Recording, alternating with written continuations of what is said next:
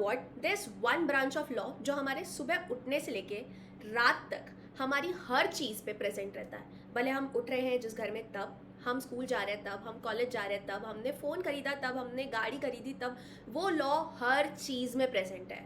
You know what's that law? In fact most of the marriages भी उसी law पे dependent है। That is law of contracts. अब इस लॉ की डिमांड से ही आपको पता चल गया होगा कि ये लॉ कितना ज़्यादा इंपॉर्टेंट है। So welcome to the revision video of Law of Contracts. This video is very much relevant for people who are appearing for CLAT as well as students who are giving LLB exams. They have semester exams related to contract law. You can also see this. Now, एक चीज़ है कि this is gonna be a very fast paced revision. तो कोई भी अगर पहली बार पढ़ रहा है, I recommend you to please go and see some notes और take a bare act और उसके साथ वीडियो को देखो. I am sure आपको चीज़ें समझ में आएंगी. थोड़ा सा टाइम लगेगा, 2-3 बार देखो, पर आपको जरूर समझ में आ जाएगा. So let's begin with the revision of law of contracts.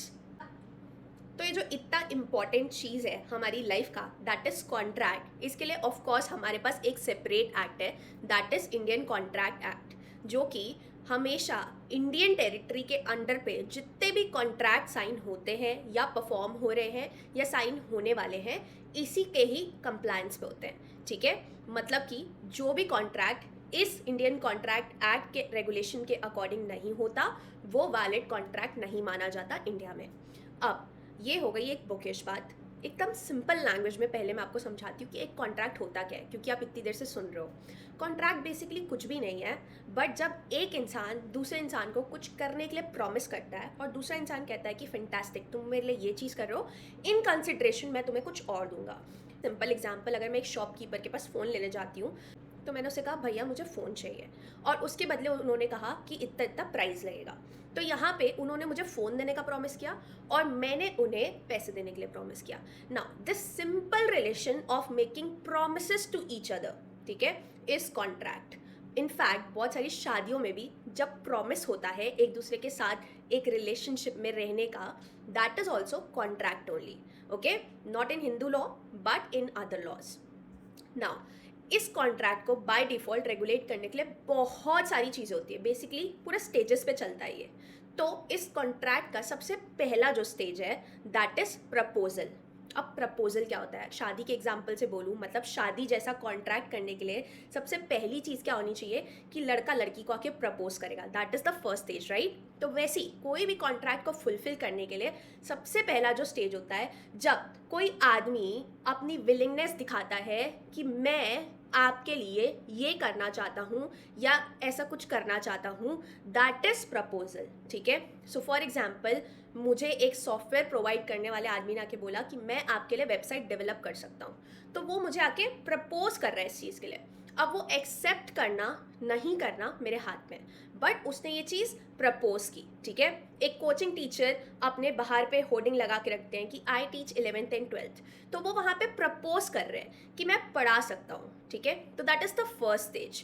या शॉप के बाहर अगर मैं सेल देखती हूँ 50% ऑफ में, तो शॉपकीपर मुझे प्रपोज कर रहा है कि वो मुझे सामान 50% ऑफ में बेचने के लिए रेडी है, तो दैट इज़ अ प्रपोजल. ठीक है, ये जो लैंग्वेज है इसमें दूसरी चीज़ भी मैंशनड है, जैसे कि प्रपोजल सिर्फ ये नहीं होता कि हम कुछ करने का प्रॉमिस कर रहे हैं, हम कुछ ना करने का भी प्रॉमिस कर सकते हैं. जैसे कि मैंने किसी को प्रपोज किया कि देखो तुम पूरा दिन मेरे घर का गार्डन यूज़ करते हो, क्योंकि यहाँ पे तुम हमेशा रहते हो, यहाँ पे तुम अपने फ्लावर्स उगा रहे हो, अपना काम कर रहे हो, तो अगर तुम मुझे मंथली रेंट दो तो मैं यहाँ पे तुम्हें आने से कुछ भी नहीं बोलूँगी.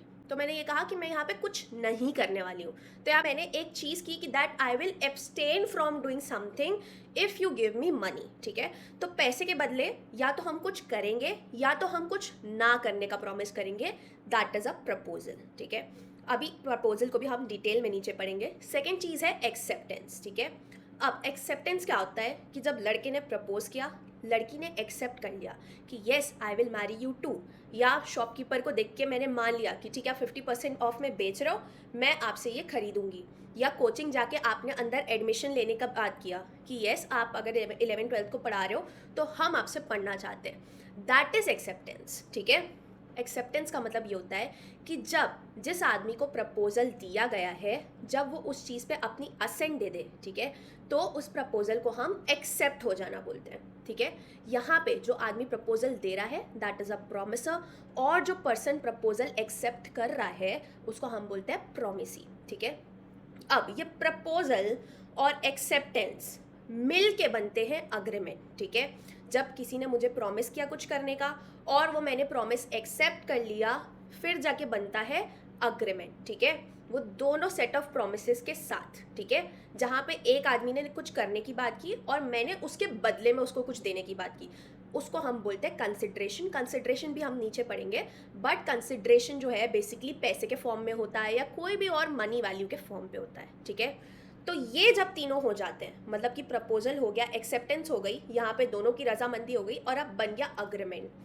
इसी अग्रीमेंट को जब हम लॉ से इन्फोर्स कराते हैं, यानी कि सही लीगल पेपर्स में लिख के साइन करवा के दोनों पार्टीज की साइन के बाद अगर कोई चीज़ को हम परफॉर्म करते हैं तो दैट इज़ अ कॉन्ट्रैक्ट, ठीक है। तो कोई भी कॉन्ट्रैक्ट तक आने के लिए स्टेजेस होते हैं अपने, प्रपोजल, एक्सेप्टेंस, दोनों को मिला के बना अग्रीमेंट। और वो अग्रीमेंट जब लीगली बाइंडिंग हो जाए, मतलब कि हम उसकी जो कागजात है वो इस तरीके से करवाएं कि लॉ से इन्फोर्स हो जाए वो, दैट इज़ अ कॉन्ट्रैक्ट, ठीक है। Now moving on to one very important thing, कि क्या हर अग्रीमेंट कॉन्ट्रैक्ट होता है? क्योंकि एक एग्जाम्पल लेती हूँ मैं, कि मैंने अपनी मम्मी को कहा, मम्मी आज मैं रात को आऊँगी तो आप मुझे मैगी बना के दोगे, ठीक है, और उसके बदले मैं किचन साफ़ कर दूँगी। यहाँ पे मैंने मम्मी को ऑफ़र किया, ठीक है, मम्मी ने वो ऑफ़र एक्सेप्ट कर लिया कि ठीक है, अगर तू किचन साफ़ करेगी तो मैं तुझे मैगी बना के दूँगी। वेरी सिंपल थिंग, यहाँ पे हमारा हो गया अग्रीमेंट, क्योंकि हम दोनों का प्रॉमिस है। तो क्या ये भी एक कॉन्ट्रैक्ट है? नहीं, ये कॉन्ट्रैक्ट नहीं है, क्योंकि यहाँ पे एक मॉरल ड्यूटीज़ है हम दोनों की, और हम बहुत सिंपली मॉरल ड्यूटीज़ के बारे में बात कर रहे हैं। यहाँ पे हमने इसको कोडिफाई नहीं कराया, कोई कॉन्ट्रैक्ट नहीं साइन कराया मैंने मम्मी से कि आप मुझे मैगी बना के दोगे ही दोगे।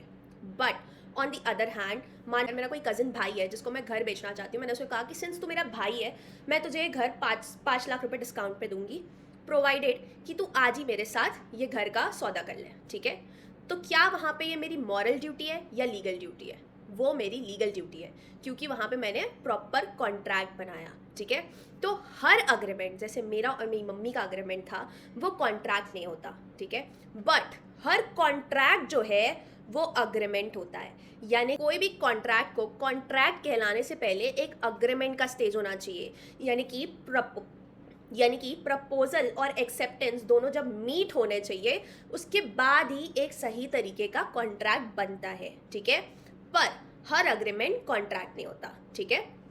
नाउ मूविंग ऑन टू, एक सही कॉन्ट्रैक्ट होने के लिए, एक वैलिड कॉन्ट्रैक्ट होने के लिए क्या चीज़ें इंपॉर्टेंट है, असेंशियल एलिमेंट्स क्या है इस वैलिड कॉन्ट्रैक्ट के? सबसे पहला है कि 2 पार्टी होनी चाहिए। ऑफ कोर्स एक ही पार्टी, मतलब मैं अकेली खुद ही से ही कॉन्ट्रैक्ट कैसे कर सकती हूँ, है ना। दूसरा, ऑफर होना चाहिए। मैंने बताया ऑफर के बिना तो कैसे ही कुछ चीज़ आगे होगी, जब तक आप प्रपोज नहीं करोगे तब तक आगे बात कैसे बढ़ेगी, ठीक है। उस ऑफर के बाद एक्सेप्टेंस होना चाहिए उसी ऑफर का, ठीक है। फिर उसके बाद हम कुछ कंसिड्रेशन के बारे में डिस्कस करते हैं, ठीक है, कि मतलब जब ऑफर सामने वाले ने दिया, मैंने एक्सेप्ट किया, तो मैं उसको बोल रही हूँ कि ठीक है तू मेरे लिए ये करे, तो इसके बदले मैं तुझे ये कंसिड्रेशन दे रही हूँ। अब ये जो कंसिड्रेशन वर्ड हम बार बार यूज़ कर रहे हैं, ये हमेशा हम कॉन्ट्रैक्ट में यूज़ करते हैं, और हम आमतौर में इस चीज़ को पैसे के नाम से देखते हैं, कि मतलब कोई भी आदमी हमें सामान तब देता है जब हम उसे पैसे देते हैं। तो इसी पैसे के फॉर्म पे, या मान लो किसी आदमी ने मुझे कुछ दिया तो मैंने कहा मेरे पास पैसे नहीं है but I have a gold coin, ठीक है। या किसी ने मुझे कुछ दिया, मान लो किसी ने फ़ोन दी, किसी ने मुझे iPhone 16 दी, मैंने कहा मेरे पास 16 नहीं है बट मेरे पास मेरा DSLR है, यू कैन टेक दैट। तो that is also consideration. Mostly money के फॉर्म में चलती consideration, but other barter system भी हो सकते हैं। तो वो जो कंसिड्रेशन है जब वो लॉफुल हो तब, ठीक है। फिफ्थ, लॉफुल ऑब्जेक्ट होना चाहिए, मतलब जो पूरा कॉन्ट्रैक्ट है वो एक लॉफुल ऑब्जेक्ट के बारे में होना चाहिए। ये नहीं कि हम कॉन्ट्रैक्ट में आ रहे हैं गन सप्लाई करने के बारे में, या हम कॉन्ट्रैक्ट में आ रहे हैं कि हम ABC का मर्डर करने वाले हैं साथ में, ठीक है। छठा पॉइंट है कि जो आदमी है कॉन्ट्रैक्ट करने के लिए वो कम्पिटेंट होना चाहिए। कम्पिटेंट का मतलब मैं आगे बताऊंगी, but in very short word, competent मतलब वो आदमी इस तरीके का होना चाहिए कि उसको सही तरीके का दिमाग हो कॉन्ट्रैक्ट में आने के लिए, वो साउंड माइंड का हो, बड़ा हो, ठीक है, पिया हुआ नहीं हो, सेन माइंड में हो, एट्सेट्रा, ठीक है। फिर 7th है कि कंसेंट फ्री होना चाहिए, यानी कि सामने वाला अपनी मर्जी से कॉन्ट्रैक्ट में आना चाहिए। अगर मैं किसी को जोर ज़बरदस्ती करके अपने साथ कॉन्ट्रैक्ट कराऊँ तो एक वैलिड कॉन्ट्रैक्ट नहीं होगा, ठीक है। एट्थ है कि यहाँ पे ना लीगल रिलेशनशिप में आने का इंटेंशन होना चाहिए। मेरे जैसे नहीं कि मम्मी से मैगी की डील कर रहे हैं, that will not be a contract, that is just an agreement on the moral grounds, ठीक है। नाइन्थ है पॉसिबिलिटी होनी चाहिए परफॉर्मेंस की। मतलब मैं किसी को भी अगर कोई बहुत ही रैंडम बात बोल लूँ कि चलो कॉन्ट्रैक्ट में आते हैं, मैंने अपने बॉयफ्रेंड को कहा कि मेरे साथ तुम कॉन्ट्रैक्ट में आओगे, तुम मेरे लिए चांद तोड़ के आओगे, तो दैट इज़ नॉट पॉसिबल, ठीक है। एक पॉसिबिलिटी होनी चाहिए वो परफॉर्मेंस करने की उस कॉन्ट्रैक्ट को, ठीक है। और टेंथ है कि लीगल फॉर्मेलिटीज़ पूरी अप टू द मार्क होनी चाहिए, तब जाके कोई कॉन्ट्रैक्ट जो है वो वैलिड होता है, ठीक है। नाउ मूविंग ऑन, सबसे पहला जो स्टेज था essentials of a valid contract का, दैट वाज ऑफर। अब ऑफर किस तरीके का होता है, क्या होता है, ठीक है। ऑफर मैंने आपको पहले ही बताया कि जब एक आदमी अपनी इच्छा दिखाता है कुछ करने के लिए या कुछ ना करने के लिए, ठीक है, इस व्यू से कि सामने वाला मेरी प्रपोजल को एक्सेप्ट कर लेगा, ठीक है, तो उसे हम कहते हैं ऑफर या प्रपोजल मेक करना, ठीक है। अब ये जो ऑफर है ये बहुत टाइप के हो सकते हैं, general offer, specific offer, express offer, implied offer, counter offer, cross offer, standing offer, ठीक है। For the purpose of examination सिर्फ दो ही ऑफर्स रेलिवेंट है, that is general offer and specific offer. General offer बोले तो क्या कि हम जैसे कपड़े की दुकान में जाते हैं, वहाँ पे 50% ऑफ दिख रहा है, तो वो जनरल ऑफर है, वो सिर्फ मेरे नहीं लगाया दुकान वाले ने, मेरे जैसे 10,000 लोग जो और एक दिन में आ रहे हैं उनके लिए लगाया है। बट एक स्पेसिफिक ऑफर क्या होता है कि मेरे घर की पास वाली बुटीक वाली ने मुझे कॉल किया और मुझे कहा कि मैं ना आपको ये पीस 50% डिस्काउंट में दूंगी, बट मैं ये सिर्फ आपको ही दे रही हूँ, that is a specific offer, ठीक है। अब ये जो स्पेसिफिक ऑफर और जनरल ऑफर है, इनका कुछ असेंशियल होता है, मतलब एक ऑफर को भी सही होने के लिए कुछ चीज़ें होनी चाहिए, ठीक है। सबसे पहला, ऑफर में भी एक्सप्रेस्ड, ठीक है, या इम्प्लाइड, यानी कि या तो मैं खुल के बताऊं कि ये ऑफर है जैसे बुटीक वाली ने मुझे बताया, या फिर इम्प्लाइड होना चाहिए, मतलब कि अगर किसी ने सामने बोर्ड लगा रखा है 50% ऑफ का, तो मतलब मैं इम्प्लाई कर दूंगी कि मुझे तो ऑफर मिला है, ठीक है। दूसरा, ऑफर या तो स्पेसिफिक होना चाहिए या तो जनरल, ये मैंने अभी आपको बताया, ठीक है। ऑफर से एक लीगल रिलेशन क्रिएट होना चाहिए, ठीक है, कोई भी अनशन ऑफर नहीं होना चाहिए, जैसे मैंने मम्मी को कहा था वही सेम चीज़, ठीक है। ऑफर जो है क्लियर होना चाहिए, वेग नहीं होना चाहिए, मतलब क्लियरली बताना चाहिए। अभी इसी जगह पे अगर मेरी बुटीक वाली ने मुझे बोला होता कि मैंने आपको एक पीस दे दूंगी 50% ऑफ में, मुझे क्या पता कौन सा पीस, आप मुझे बताओ कि आप मुझे येलो कलर का सूट ही दोगी 50% ऑफ में, ठीक है। तो ऑफर जो है वो क्लियर होना चाहिए, वेग नहीं होना चाहिए, ठीक है। ऑफर जो है कम्युनिकेट होना चाहिए ऑफरी को, मतलब किसी भी फॉर्म में, भले वो बोर्डिंग के फॉर्म में हो, कॉल पे बताओ, मैसेज पे बताओ, कैसे, बट कम्युनिकेशन इज इम्पॉर्टेंट, ठीक है। सिक्स्थ है कि स्टेटमेंट नहीं होना चाहिए बस प्राइस के बारे में, एक प्रॉपर ऑफर होना चाहिए। सेवेंथ, ऑफर कभी भी नेगेटिव कंडीशन में नहीं होना चाहिए, ठीक है। एट्थ है कि सिर्फ एक स्टेटमेंट ऑफ इंटेंशन की, मतलब मैं ना सोच रही हूँ कि मैं ये घर भेज दूँ, ये एक बस एक इंटेंशन बता रही हूँ मैंने किसी को ऑफर नहीं दिया, मैं अभी सोच रही हूँ, ठीक है वो हमेशा डिस्टिंग्विश किया जाना चाहिए एक इनविटेशन टू ऑफर से, यानी कि जैसे एक होटल का मेन्यू है, ठीक है, that is invitation to offer. In fact अगर बाहर कोई क्लोथ्स की दुकान लगा रखा है तो that is invitation to offer, ठीक है। अगर मैं अंदर जाती हूँ, मान लो उनकी चीज़ें बदल जाती है, दैट इज़ कि मेन्यू में जो चीज़ लिखी है वो अवेलेबल नहीं है, या मैं जो ड्रेस सोच के जा रही हूँ वो दुकान में अवेलेबल नहीं है, देखो, तो वहाँ पे दुकान वाले को मुझे सीधा कम्युनिकेट करना पड़ेगा कि that was just invitation to offer, but अभी ये चीज़ का मैं ऑफर आपको नहीं दे सकता, ठीक है। तो that is invitation to offer, इसलिए हमेशा एक ऑफर को डिस्टिंग्विश किया जाना चाहिए एक इनविटेशन टू ऑफर से। So this is about offer, I hope कि ऑफर आप लोगों को क्लियर है।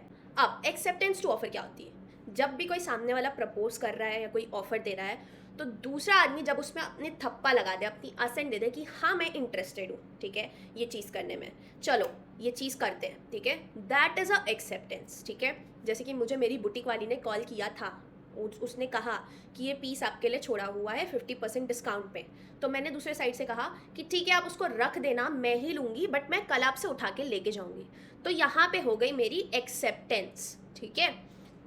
और अगर मैं किसी दुकान पे गई जहाँ पे मुझे 50% ऑफ दिखा, वहाँ पे मैंने 50% ऑफ का आइटम जब उठाया और बिलिंग सेक्शन तक चली गई, ठीक है, तो वहाँ पे मान लिया जाएगा कि मैंने ऑफ़र एक्सेप्ट कर लिया है, ठीक है। अब ये ऑफर जो है सही तरीके से एक्सेप्ट होने के क्या क्वालिफिकेशन है? सबसे पहला, एक्सेप्टेंस एब्सोल्यूट होनी चाहिए, ठीक है, और अनक्वालिफाइड होनी चाहिए। यानी कि एक्सेप्टेंस जो है मैं एकदम सही तरीके से दूँ और अपनी कुछ अलग से क्वालिफिकेशन नहीं लगा के दूँ इसमें, ठीक है, कि जैसे मैंने बुटीक वाली को कहा मैं आ जाऊँगी, इसमें मैं ये नहीं बोलूँ कि बट अगर ब्लू सूट होगा ना तो मैं लेके जाऊँगी पहले। ये एक्सेप्टेंस नहीं है, ये अभी भी वेक कंडीशन है, ठीक है। दूसरा, ऑफर कम्युनिकेट किया जाना चाहिए। मतलब कि अगर मैं जब तक किसी को फ़ोन पे बताऊंगी नहीं कि हाँ मेरे को आपका ऑफ़र पसंद आया है, तब तक वो ऑफ़र एक्सेप्टेड माना ही नहीं जाएगा। तीसरी बात, एक्सेप्टेंस हमेशा प्रिस्क्राइब्ड या रीजनेबल मोड में होनी चाहिए।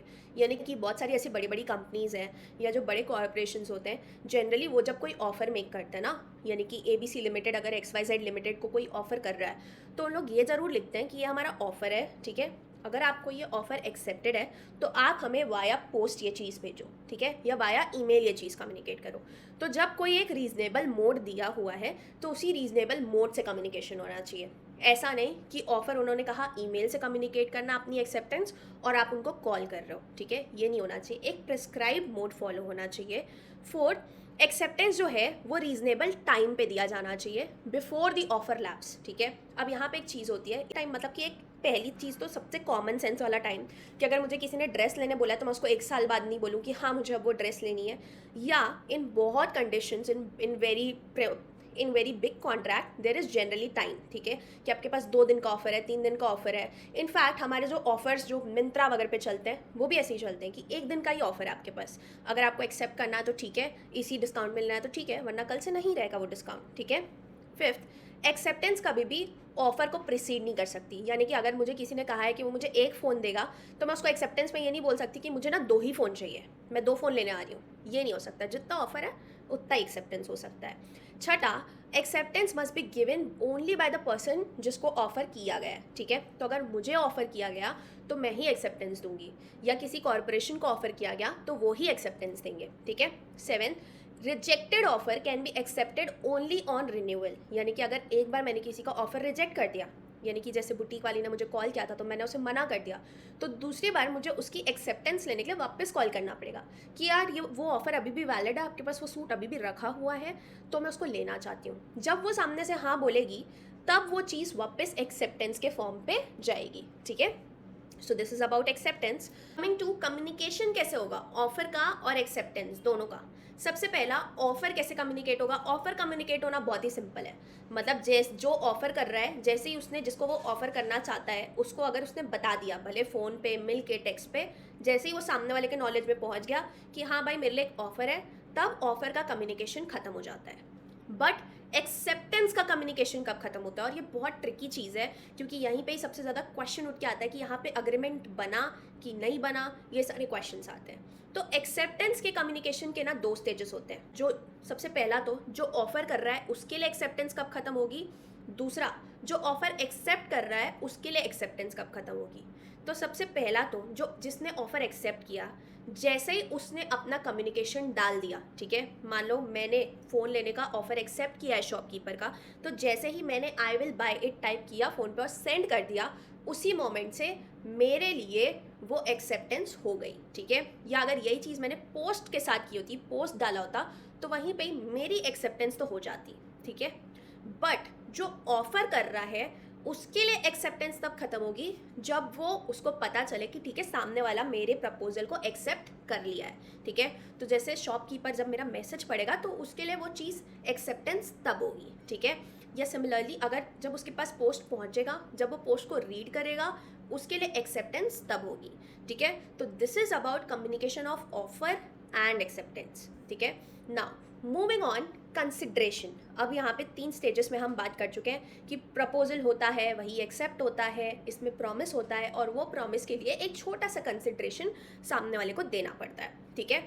अब ये कंसिड्रेशन जो है ये क्या होता है। Consideration in a very layman language, मैंने आपको पहले भी बताया, इट्स जस्ट मनी, ठीक है, कि कोई भी सामान खरीदने पे जो आप पैसे दे रहे होते हो या मनी का कुछ भी इक्विवेलेंट दे रहे होते हो, दैट इज कंसिड्रेशन, ठीक है। अब इसे लॉ अपनी लैंग्वेज में कहता है कि when at the desire of the promisor, promisee or any person had done or abstain from doing or does or abstain from doing or promise to do or abstain from doing something, such an act or absentees or promise, is called consideration for promise. यानी कि जब कोई भी इंसान कोई चीज़ करने का promise करता है, ठीक है, दूसरे को, और दूसरा इंसान वो चीज़ को जब अग्री करता है और उसी प्रॉमिस के बदले बोलता है कि मैं आपको कुछ कंसिडरेशन दूंगा, दैट इज़ कॉल्ड कंसिडरेशन। यानी कि भले वो बोलता है मैं आपको पैसे दूंगा या मैं उसको इसके बदले आपको सोने के सिक्के दूंगा, कुछ भी XYZ, दैट इज़ कंसिडरेशन। अभी जो कंसिडरेशन है ये बहुत सारे फॉर्म्स में हो सकती है। पास्ट कंसिडरेशन भी, प्रेजेंट कंसिडरेशन भी, फ्यूचर कंसिडरेशन भी। अब पास्ट कंसिडरेशन मतलब कि क्या, कि मान लो शॉपकीपर एक है फ़ोन वाला, ठीक है, वो पहले मेरे आया, मेरी किराने की दुकान है, यहाँ पे उसका और मेरा हिसाब था। मैंने उसको बोला कि ठीक है तेरा 10,000 रुपये बाकी है, बाद में कभी हिसाब करेंगे, ठीक है। अब 5-6 महीने बीत गए, अब मैं जाती हूँ इसके यहाँ फ़ोन लेने के लिए। मैं इसको बोलती हूँ कि वो जो 10,000 है ना पहले वाले, जो तूने मेरी शॉप से बाकी थे, उसके बदले में तू मुझे ये फ़ोन दे, ठीक है। तो दैट इज़ पास्ट कंसिडरेशन, कि यानी उसको कंसिडरेशन पहले ही मिल चुका है, ठीक है। या तो फिर दूसरा होता है प्रेजेंट कंसिडरेशन, जो कि एक सिंपल फॉर्म में होता है कि आप मुझे सामान दो मैं आपको पैसे दूंगा, ठीक है। तीसरा फॉर्म जो होता है दैट इज़ फ्यूचर कंसिडरेशन, यानी कि मैं फ़ोन वाले को बोलूँ कि आज तू मुझे फ़ोन दे दे, फिर तू मेरे दुकान पे आते ही रहता है, ठीक है, तो जब अगले महीने तू मेरे दुकान पे आएगा ना तो वो हिसाब हम सेटल कर लेंगे, दैट इज़ फ्यूचर कंसिडरेशन, ठीक है। तो I hope that consideration is clear to you. अब कंसिडरेशन वैलिड होने के क्या कंडीशंस होते हैं। सबसे पहला, कंसिडरेशन जो है वो प्रॉमिसर के डिज़ायर पे होना चाहिए। ऐसा नहीं कि प्रॉमिसर मुझे 10 रुपये की बात करे, मैं उसको बोल रही हूँ मैं तो तुम्हें 2 रुपये ही दूंगी, ठीक है। दूसरा, प्रॉमिस ही दे सकता है या कोई भी और दे सकता है, ठीक है। तीसरा, कंसिडरेशन हमेशा कुछ वैल्यू की चीज़ होनी चाहिए। ऑफ कोर्स किसी को फ़ोन के बदले अगर मैं पत्थर दे के आऊँगी तो वो वैल्यू नहीं पुट करेगा। जितना सामान, जो सामान का हम ऑफर बना रहे हैं, ठीक है, उसी हिसाब से कंसिडरेशन भी होना चाहिए, ठीक है। फोर्थ, कोई भी एक्ट हो सकता है, एब्सेंटीज हो सकता है या रिटर्न प्रॉमिस हो सकता है। ऑफर किसी भी तरीके का हो सकता है, ठीक है। या तो एक्ट मतलब कि कुछ पैसे वैसे दे दो, या तो एब्सेंटीज कि ठीक है तुम मेरे लिए ये करोगे ना तो मैं तुम्हारे लिए ये नहीं करूँगी, मतलब मैं तुमको इस चीज़ से छोड़ दूंगी, ऐसा, ठीक है। या तो कोई रिटर्न प्रॉमिस होना चाहिए कि जैसे तुम मुझे फ़ोन दो मैं तुम्हें अपने किराने दुकान से सामान दे दूंगी, ठीक है। फिफ्थ चीज़ जो है वो प्रेजेंट हो सकती है, पास्ट हो सकती है, फ्यूचर हो सकती है, ठीक है, जो कि promisor is not already bound to do, ठीक है। सिक्स्थ है कि कंसिडरेशन कभी भी अनलॉफुल नहीं होना चाहिए। फ़ोन के बदले में किसी को बंदूक सप्लाई करना ये अनलॉफुल चीज़ है, ठीक है। तो कंसिडरेशन हमेशा लॉफुल होना चाहिए। नाउ कमिंग टू नेक्स्ट चीज़ जो कहती है कि अगर कोई कंसिडरेशन नहीं है तो वहाँ पे कोई कॉन्ट्रैक्ट नहीं होगा, ठीक है। ये एक मैगज़िन से आया है, एक्स नूडो पैक्टो नॉन ऑरिटूर एक्टिव, ठीक है। यानी कि जब जहाँ पे कंसिडरेशन नहीं होगा वो अग्रीमेंट ही वॉइड है, यानी कि वो अग्रीमेंट ही नहीं माना जाएगा, ठीक है। बट उसके कुछ एक्सेप्शंस हैं, ठीक है। यानी कि कॉन्ट्रैक्ट में कंसिडरेशन बहुत ज़्यादा इंपॉर्टेंट है हर जगह पे, पर कुछ कुछ चीज़ों में हमें छूट है। जैसे कि अगर कोई promise natural love and affection से है, जैसे मेरे पापा अगर मुझे अपनी पूरी प्रॉपर्टी दे दें तब, ठीक है, उन्होंने मुझे गिफ्ट की, मैंने उसके बदले उनको कुछ नहीं दिया, ठीक है। सेकेंड, कोई वॉलेंट्री सर्विसेज के बदला अगर मुझे कुछ दे रहा है, ठीक है, जैसे कि मैंने किसी के लिए अच्छा काम किया था, although he is not bound to pay me money, he still paying me money, ठीक है। तीसरा, अगर कोई ऐसी कंडीशन होती कि बहुत पहले का डेट है, ठीक है, जो आप चुकने की कोई उम्मीद नहीं है, मतलब मान लो कि जिससे मैं फ़ोन ले रही हूँ उसके दादा ने मेरे घर से आके डेट लिया होगा, बट अभी वो बाउंड नहीं है, बट वो मुझे ये बोले कि एक काम कर फ़ोन ऐसे ही ले जा, तुम्हारे ऐसे ही बहुत एहसान है हमारे पे, ठीक है, तो दैट, ठीक है। फोर्थ, जहाँ पे हम एजेंसी क्रिएट कर रहे थे, एजेंसी का मतलब मैं किसी और को बोलूँ कि तू मेरे बिहाफ में एक्ट कर, ठीक है, तो वहाँ पे कोई कंसिडरेशन वैलिड नहीं होता।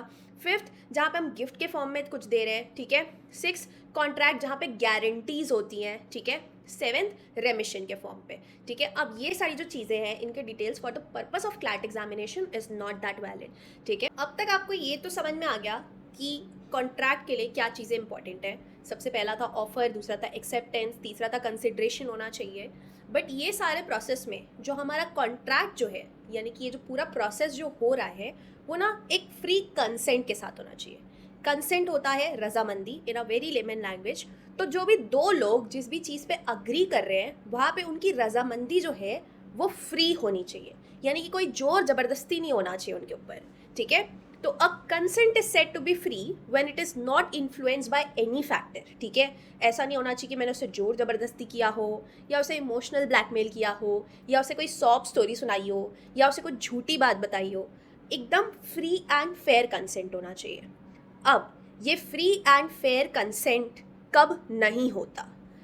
ऐसी कुछ कंडीशंस है जहाँ पे कंसेंट को फ्री नहीं माना जाता, जिसमें सबसे पहला है जब कंसेंट कोअर्जन से पाई जाती है, यानी कि किसी को जोर ज़बरदस्ती करके धमका के पाई जाती है। अब ये जो कोअर्जन है वो कोई भी एक आदमी दूसरे आदमी के साथ कर सकता है कॉन्ट्रैक्ट में एंटर करने के लिए, और ये कोअर्जन जो है फिजिकली हो सकता है, इमोशनली हो सकता है, ठीक है, अनलॉफुल हो सकता है, धमकी देना किसी को लाइफ की, प्रॉपर्टी की, रेपुटेशन की, कैसी भी धमकी हो सकती है वो, दैट इज कोअर्जन, ठीक है। तो कंसेंट कभी भी कोअर्जन के थ्रू ऑब्टेन नहीं होना चाहिए। Now coming to second thing, that is undue influence नहीं होना चाहिए, यानी कि जब एक पार्टी उस पोजिशन में होती है कि मेरे को पता है कि ये ना मेरा छोटा भाई है, मैं इसको इमोशनल ब्लैकमेल कर सकती हूँ, उसको डोमिनेट कर सकती हूँ, इसका अनफेयर एडवांटेज उठा सकती हूँ, मेरे पे ट्रस्ट करता है, हमारा एक स्पेशल रिलेशनशिप है, मैं इसको मैनिपुलेट कर सकती हूँ, ठीक है। तो ये सारे इस चीज़ों के चलते जब कोई फ़ायदा उठा के आपके साथ कॉन्ट्रैक्ट में एंटर हो जाता है, तो फॉर सपोज मैंने अपने भाई को इमोशनल कुछ ऐसे बोला कि यार देखो मेरे पे तो पूरा विश्वास होगा, मैं तेको थोड़ी ना गलत दूंगी, ऐसा वैसा, और मैंने उसके साथ प्रॉपर्टी फ्रॉड कर दिया कॉन्ट्रैक्ट में एंटर करके, तो दैट इज़ अनड्यू इन्फ्लुएंस। इस कंडीशन में भी कंसेंट जो है वो फ्री नहीं मानी जाती। अब अनड्यू इन्फ्लुएंस जो है वो कोई भी इंसान कर सकता है जो डोमिनेटिंग पोजीशन में हो या किसी भी अनफेयर एडवांटेज उठाने तक की पोजीशन में हो, ठीक है। ये जो अनड्यू इन्फ्लुएंस है इसकी एक स्पेशल क्राइटेरिया होता है कि यहाँ पे ना एक पर्सनल रिलेशनशिप होता है, एक स्पेशल रिलेशनशिप होता है। ऐसा माना जाता है कि कोई भी गैर आदमी आपको अनड्यू इन्फ्लुएंस नहीं कर सकता, यानी कि कोई भी गैर आदमी मुझे आके ब्लैकमेल नहीं कर सकता, मुझे नहीं बोल सकता कि क्या मैम आप मेरे पे ट्रस्ट नहीं कर सकते, मैं आपको सही प्रॉपर्टी दूंगा, ऐसा ऐसा। अनड्यू इन्फ्लुएंस सिर्फ स्पेशल रिलेशनशिप्स के थ्रू होता है, ठीक है। So this is about undue influence. Moving on to fraud, ठीक है। अब तीसरी चीज़ जो आती है, जब भी आपका कंसेंट फ्रॉड करके, यानी कि कुछ गलत धोखाधड़ी करके जब आपने सिक्योर की है, ठीक है, अपने एडवांटेज के लिए अनलॉफुली, तो वो कंसेंट भी फ्री नहीं माना जाता, ठीक है। अब इसमें एक बहुत बड़ा क्वेश्चन है कि क्या साइलेंट रहना फ्रॉड है। अब आप बोलोगे साइलेंट रहना कैसे फ्रॉड है। देखो, अगर मेरे से कोई प्रॉपर्टी लेने आए, ठीक है, और वो प्रॉपर्टी लेते टाइम मुझे ये बोले कि यहाँ पे लैंडस्लाइड होने के चांसेस हैं या नहीं है, और मैं चुप रहूँ, मुझे पता है कि यहाँ पे चांसेस है और मैं चुप ही रखूँ क्योंकि मुझे सामने वाले को फ्रॉड करना है, तो that is also considered to be fraud, ठीक है, क्योंकि वहाँ पे मेरा इंटेंशन था कि सामने वाला प्रॉपर्टी ले ले और मैं उसको ये चीज़ ना डिस्क्लोज करूँ, ठीक है। अब फ्रॉड के चलते ये होता है कि सामने वाली जो पार्टी के साथ फ्रॉड हुआ है उसके विल पे रहता है कि वो, नेक्स्ट इज मिस रिप्रेजेंटेशन, जहाँ पे हम अनइंटेंशनली पार्टी को कुछ ऐसा फॉल्स स्टेटमेंट देते हैं जो हमें पता है, ठीक है, बहुत ही सिमिलर है ये फ्रॉड से, बट यहाँ पे बेसिकली हम डिटेल्स जो हम चीज़ बेच रहे हैं उससे रिलेटेड कुछ गलत बताते हैं। यानी कि मान लो कोई मुझे 256 GB का फ़ोन देने की जगह 128 GB का दिया मुझे गलत बोल के, तो दैट इज़ मिस रिप्रेजेंटेशन। या मैं हॉर्स लेने गई हूँ, ठीक है, वहाँ पे मैंने एक टेक्स्ट पे पूछा जिससे मैं ले रही हूँ कि is it a black fine horse, और उन्होंने मुझे बोला कि yes it's a black fine horse, जबकि वो वाइट कलर का हॉर्स था painted in black, so that is miss representation. आगे चलते हैं, नेक्स्ट इज मिस्टेक। अब मिस्टेक जो है ना वो दो टाइप की हो सकती है कभी भी। सबसे पहला है मिस्टेक ऑफ लॉ, ठीक है, और दूसरा है मिस्टेक ऑफ फैक्ट। अब ये जो मिस्टेक ऑफ लॉ है ये जनरली कभी भी एक्सक्यूज़ नहीं होता ये बोलने का कि ये वैलिड कॉन्ट्रैक्ट नहीं है। Usually in 95% of the cases तो ऐसा नहीं होता, क्योंकि कभी भी लेट्स से आप कोई भी लॉ को अगर ये बोल के एस्केप कर पा रहे हो कि यार मुझे ये, अगर तुम ये बोलो कि यार मुझे तो पता ही नहीं था कॉन्ट्रैक्ट लॉ में इतना सीरियस चीज़ें, इतनी सीरियस पनिशमेंट्स है, आप ये बोल के नहीं बच सकते, ठीक है। So mistake of law is never an excuse, but mistake of fact के अंदर कभी कभी ऐसा हो सकता है जब हम माने कि ये वैलिड कॉन्ट्रैक्ट नहीं है। अब ये मिस्टेक ऑफ फैक्ट जो है ये दोनों पार्टीज़ की तरफ से हो सकती है, एक पार्टी की तरफ से हो सकती है। और ये मिस्टेक ऑफ फैक्ट कैसी कि जैसे मुझे सब्जेक्ट मैटर को लेके अगर कुछ गलत फहमी हुई हो सकता है मैं जिस दुकान पे गई हूँ मैंने कहा भैया आईफोन मिलेगा, उन्होंने सोचा होगा आईफोन 14, मैं बात कर रही हूँ आईफोन 16 की, ठीक है। या फिर identity of the subject matter पे कुछ अलग है, ठीक है, कुछ कलर का फ़र्क है, कुछ दूसरी आइडेंटिटी का फ़र्क है, क्वालिटी का फ़र्क है, मैं 128 लेने गई हूँ वो मुझे 64 GB दे रहे हैं, तो वैसी कुछ चीज़ें, ठीक है। क्वांटिटी का फ़र्क है, अगर title of the subject matter का फ़र्क है, मैं उनसे आईफोन मांग रही हूँ वो मुझे आईपैड दे रहे हैं, टाइटल ही अलग है यहाँ पे चीज़ों का, ठीक है। प्राइस का फ़र्क है, मैं उनको बोल रही हूँ वो 64 समझ रहे 64,000, मैं उनको 52 पे कन्विंस करूँ, वो चीज़ का कुछ फ़र्क है। ऐसी चीज़ें जब रहती है तो हम ये दोनों साइड से मिस्टेक मानते हैं, ठीक है। और ये मिस्टेक एक साइड से भी हो सकती है, जैसे कि अगर मान लो मैंने किसी को ज़मीन बेचा, ज़मीन बेचने के पहले मैंने उसको बताया हुआ है कि यार मैंने ये एक पोर्शन जो मेरी 2 ज़मीन है उसमें से सिर्फ एक ही ज़मीन जो है एडजेसेंट लैंड वो मैं तुमको बेच रहा हूँ, I am not selling you this part of the land. और तब वो सुने ना और उनके दिमाग में ऐसा हो कि no he selling me both of the lands. Now जो भी चीज़ें मैंने मेंशन की उसके बाद कॉन्ट्रैक्ट 2 टाइप के बन जाते हैं, ठीक है। मतलब ये चीज़ों का रेप्रिकॉशन 2 चीज़ों पे निकलता है, या तो कॉन्ट्रैक्ट वॉइड हो जाता है या तो वॉइडेबल हो जाता है, ठीक है। अब वॉइड कॉन्ट्रैक्ट कब होता है? वो कॉन्ट्रैक्ट, कोई भी कॉन्ट्रैक्ट वॉइड तब होता है जब वो contract from the moment of starting हमेशा से कोई लीगल इफेक्ट में था ही नहीं। जैसे अगर मैंने डील ही कोई इलीगल ऑब्जेक्ट की हो या मेरा कंसिडरेशन ही इलीगल हो, ठीक है, तो ऐसे कंडीशंस पे मेरा जो कॉन्ट्रैक्ट है वो हमेशा से वॉइड था, वो कभी वैलिड था ही नहीं, ठीक है। अगर मेरा कोई अग्रीमेंट ऐसा है जहाँ पे कंसिडरेशन ही ना हो, ठीक है, या मेरा कोई अग्रीमेंट मैं ऐसा बना रही हूँ जहाँ पे मुझे रेस्ट्रिक्शन है ट्रेड करने की, मैं जाके किसी के बिहाफ में रेलवे का कॉन्ट्रैक्ट साइन नहीं कर सकती क्योंकि that is under the government, ठीक है। या कोई ऐसी चीज़ जो पब्लिक पॉलिसी के अगेंस्ट है, ठीक है, वो चीज़ों पर मैं कॉन्ट्रैक्ट नहीं कर सकती। तो इस टाइप के कॉन्ट्रैक्ट शुरू से वॉइड होते हैं, ठीक है। दूसरा कंडीशन आता है वॉइडेबल कॉन्ट्रैक्ट का, जब कॉन्ट्रैक्ट जो है वो वैलिड हो सकता है but on the option of the party जिसके साथ गलत हुआ है, यानी कि जिसके साथ फ्रॉड हुआ है, जिसके साथ कोवर्जन हुआ है, जिसके साथ मिसरिप्रेजेंटेशन हुआ है, उनको ये चांस दिया जाता है कि आप बताओ, आप चाहोगे तो हम ये कॉन्ट्रैक्ट को वैलिड कर सकते हैं, आप नहीं चाहते तो then this contract will have no effect, ठीक है।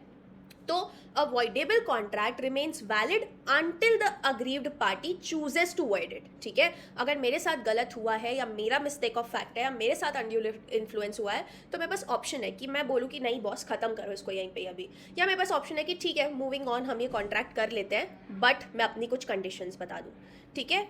Now the next thing is कि जो अग्रीव्ड पार्टी है वो अपने हिसाब से उसके बाद कॉन्ट्रैक्ट को रेटिफाई कर सकती है। मतलब मान लो अगर मेरे साथ अनड्यू इन्फ्लुएंस हुआ है या मिस रिप्रेजेंटेशन हुआ है तो वहाँ पे मैं कुछ करेक्शन बता सकती हूँ ताकि मेरा कॉन्ट्रैक्ट जो है वो वैलिड हो जाए। वॉइडेबल कॉन्ट्रैक्ट के कुछ एग्जांपल्स है, जैसे कॉन्ट्रैक्ट अगर कोअर्जन के अंडर पे हुआ है तो वहाँ पे वो वॉइडेबल होता है at the option of agreed party, undue influence, miss representation, ये सारी चीज़ें मैंने आपको बताई है। अब ये वॉइड और वॉइडेबल कॉन्ट्रैक्ट बहुत ज़्यादा इंपॉर्टेंट टॉपिक है, आपको डिफरेंस समझ में आना चाहिए, तो इसलिए एक टेबल है, ठीक है। वॉइड कॉन्ट्रैक्ट बेसिकली कोई इफेक्ट नहीं है, मतलब वो शुरू से वॉइड था, उसके ऊपर आप कुछ भी नहीं कर सकते एक्सेप्ट उसको रद्द करने के अलावा, ठीक है। उसको हम ऐसा ट्रीट करते हैं कि ये कभी था ही नहीं, ये कभी एग्जिस्ट ही नहीं किया। वॉइडेबल कॉन्ट्रैक्ट में वो लीगली वैलिड होता है जब तक अग्रीव्ड पार्टी ये ना कह दे कि नहीं मुझे ये कंटिन्यू नहीं करना, ठीक है। वॉइड कॉन्ट्रैक्ट में दोनों पार्टी में से कोई भी वापस इसको इन्फोर्स नहीं कर सकता, ठीक है। इधर पे जो पार्टी जिसके साथ गलत हुआ है वो उसे वापस इन्फोर्स कर सकती है। अब रैटिफिकेशन वॉइड कॉन्ट्रैक्ट में तो पॉसिबल ही नहीं है, वो हमेशा कभी भी रैटिफाई नहीं हो सकता, हमेशा वॉइड रहेगा। यहाँ पे वो रैटिफाई हो सकता है, ठीक है। वॉइड कॉन्ट्रैक्ट के कुछ एग्जांपल है illegal contracts, agreements without consideration, ठीक है। और वॉइडेबल कॉन्ट्रैक्ट के एग्जांपल्स है contract by coercion, undue influence, fraud या misrepresentation etcetera, okay. Alright, so this is the part 1 of the contract. Please go and watch part 2 also if you haven't watched it. उस पे मैंने performance and discharge of the contract की बात की है. Now the next thing is you can watch this in 1.5 so that you can cover your portion in a faster and better way.